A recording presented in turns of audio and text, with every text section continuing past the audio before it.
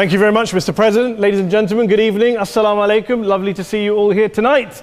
We are having a very entertaining night, are we not? With some very interesting things being said from the other side of the house tonight. Let me begin by saying, as a Muslim, as a representative of Islam, I would consider myself an ambassador for Islam, a believer in Islam, a follower of Islam and its Prophet. So in that capacity, let me begin by apologizing to Anne-Marie for the Bali bombings. I apologize for the role of my religion and me and my people, for the killing of Theo van Gogh, for 7/7. Yes, that was all of us. That was Islam, that was Muslims, that was the Quran.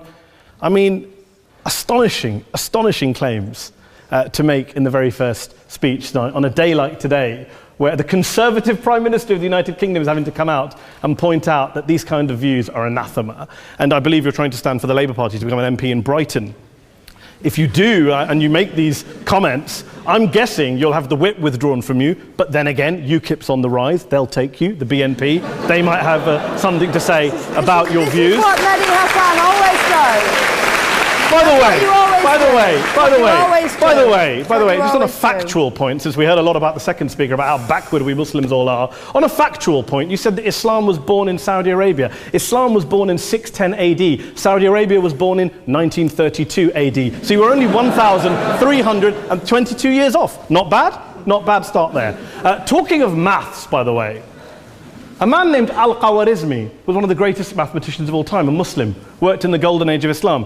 He's the guy who came up with not just algebra, but algorithms. Without algorithms, you wouldn't have laptops. Without laptops, Daniel Johnson tonight wouldn't have been able to print out his speech in which he came to berate us Muslims for holding back the advance and intellectual achievements of the West, which all happened without any contribution from anyone else other than the Judeo-Christian people of Europe. In fact, Daniel David Levering, the author of the Pulitzer Prize-winning historian and author of The Golden Crucible, points out that there would be no Renaissance, there would be no Reformation in Europe without the role played by Ibn Sina and Ibn Rushd and some of the great Muslim theologians, philosophers, scientists in bringing Greek texts to Europe. As for this being our university, I will leave that to the imagination as to who is our and who is there. I studied here too. An astonishing set of speeches so far making this case tonight. A mixture of just cherry-picked quotes, facts and figures, self-serving, selective, a farrago of distortions, misrepresentations, misinterpretations, misquotations. Daniel talked about my article in the New Statesman, which got me a lot of flack, where I talked about the anti-Semitism that is prevalent in some parts of the Muslim community, which indeed it is. Of course, I didn't say in that piece that it was caused by the religion of Islam. In fact, modern anti-Semitism in the Middle East was imported from, finish the sentence, Christian, Judeo-Christian Europe, where I believe some certainly bad things happened to the Jewish people. In fact, Tom Friedman, Jewish-American columnist in the New York Times, told me in this very chamber last week that he believed, had Muslims been running Europe in the 1940s, 6 million extra Jews would still be alive today. So I'm not going to take lessons in anti-Semitism from someone who's here to defend the Judeo-Christian values of a continent that murdered 6 million Jews. Moving swiftly on. Yes. Absolutely. Well, I'm about to make that point. No, I'm about to make that point. You're right. I agree with you. I agree with you 110%. That is my point. I don't think Europe is evil or bad. I'm a very proud European. I don't want to judge Europe on that basis, but if we're going to play this gutter game where we pull out the Bali bombing and we pull out examples of anti-Semitism in the Islamic community, then of course I'm going to come back and say, well, hold on. I mean, look, let's be very clear. Daniel here was a last-minute replacement for Douglas Murray, who had to pull out. And Douglas and I have a well-documented differences, but to be fair to Douglas, as to be fair to Anne-Marie and to Peter, atheists. Atheists see all religions as evil, violent, threatening. What the problem I have with Daniel's speech is that Daniel comes here to run this robust defense of Christianity, forgetting that his fellow Christians, people who said they were acting in the name of Jesus, gave us the Crusades, the Spanish Inquisition, the anti-Jewish pogroms, European colonialism in Africa and Asia, the Lord's Resistance Army in Uganda, not to mention countless arson and bomb attacks on abortion clinics in the United States of America to this very day. I would like a little bit of humility from Daniel first before he begins lecturing other communities and other faiths on violence, terror and intolerance. But, no thank you. Some water. But I would say this, to address the gentleman's very valid point here, I'm not going to play that game. I don't actually believe that Christianity is a religion of violence and hate because of what the LRA does in Uganda or what Crusaders did to Jews and Muslims in Jerusalem when they took back the city in the 12th or 13th or whatever century it was. I believe that Christianity, like Islam, like pretty much every mainstream religion, is based on love and compassion and faith. I do follow a religion in which 113 out of the 114 chapters of the Quran begins by introducing the God of Islam as a God of mercy and compassion. I would not have it any other way. I don't follow a religion which introduces my God to me as a God of war, as some kind of Greek God of wrath, as a God of hate and injustice. Not at all. As Adam pointed out, you go through the Quran and you see the mercy and the love and the justice. And yes, you have verses that refer to warfare and violence. Of course it does. This is not a motion about pacifism. I'm not here to argue that Islam is a pacifistic faith. It is not. Islam allows military action, violence in certain limited contexts. And yes, a minority of Muslims do take it out of that context. But is it religious? We talked about Woolwich. Daniel and Anne-Marie have suggested that it's definitely religion that's behind all of this. Well, actually, what I find so amusing tonight is we're having a debate about Islam. And the opposition tonight have come forward. We have a graduate in law, a graduate in modern history, a graduate in chemistry.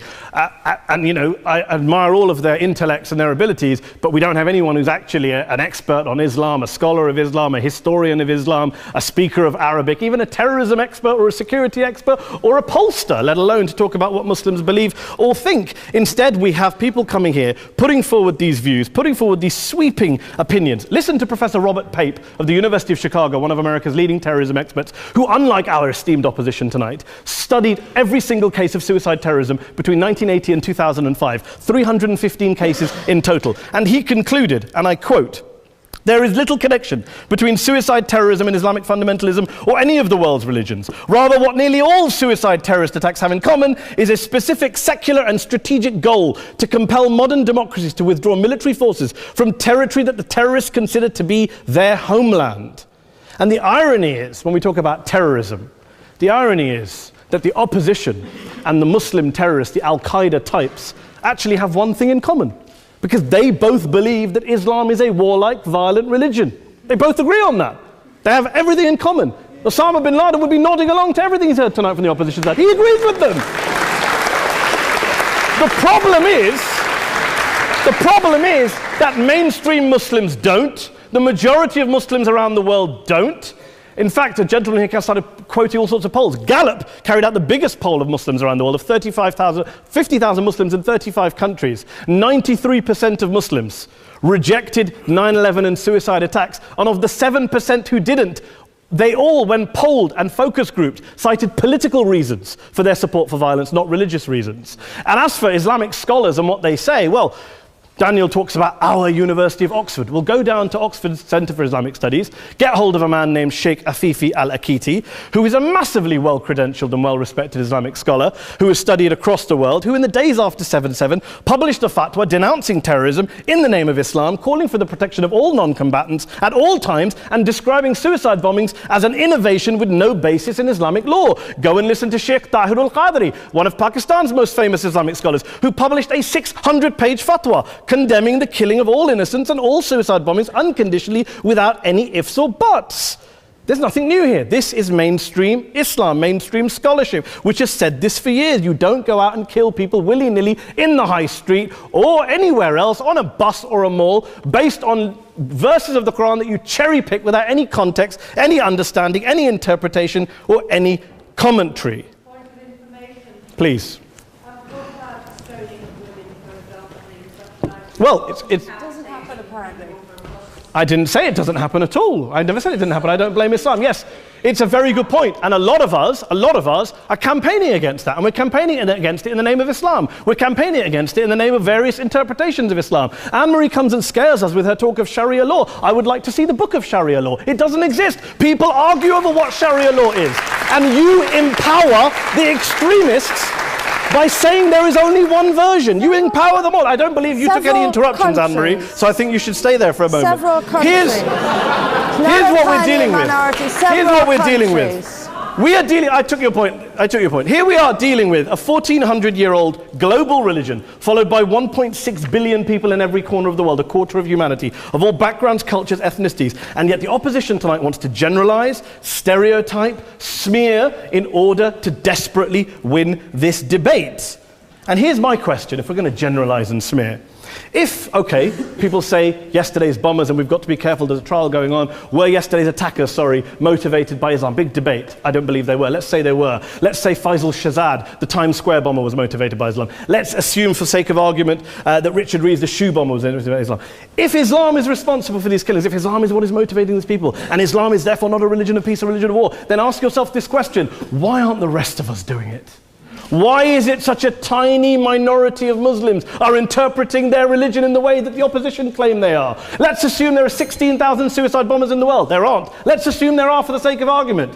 That's 0.001% of the Muslim population globally. What about the other 99.99% of Muslims who the opposition tonight either ignore or smear? The reality is that the rest of us aren't blowing ourselves up tonight. The reality is that the opposition came here tonight not worried about the fact that me and Adam might pull open our jackets and blow ourselves up tonight because we're followers of a warlike warrior religion which wants to take over Europe and Daniel's university. The issue is this. The issue is this. Unless the opposition can tell us tonight, and Peter Atkins is here, one of our great atheist intellectuals, can tell us tonight, can answer this question tonight: why don't the vast majority of Muslims around the world behave as violently and aggressively as a tiny minority of politically motivated extremists? Then they might as well give up and stop pretending they have anything relevant to say about Islam or Muslims as a whole. Ladies and gentlemen, let me just say this to you. Think about what the opposite of this motion is. If you vote no tonight, think about what you're saying the opposite of this motion is. That Islam isn't a religion of peace, it's a religion of war, of violence, of terror, of aggression. That the people who follow Islam, me, my wife, my retired parents, my 6-year-old child, that 1.8 million of your fellow British residents and citizens, that 1.6 billion people across the world, your fellow human beings, are all followers, promoters, believers in a religion of violence. Do you really think that? Do you really believe that to be the case? They say that in the Oxford Union, the most famous debate was in 1933 when Adolf Hitler looked out for the result of the King and Country motion, where they voted against fighting for King and Country, and Hitler was listening out for the result. Well, tonight, 80 years on, there are two groups of people around the world who I would argue are waiting for the result of tonight's vote. There are the millions of peaceful, non-violent, law-abiding Muslims both in the UK, Europe, Asia, Africa and beyond, who see Islam as the source of their identity, as a source of spiritual fulfillment, of hope, of solace. And there are the phobes, the haters, the bigots out there who want to push the clash of civilizations, who want to divide all of us into them and us and ours and their.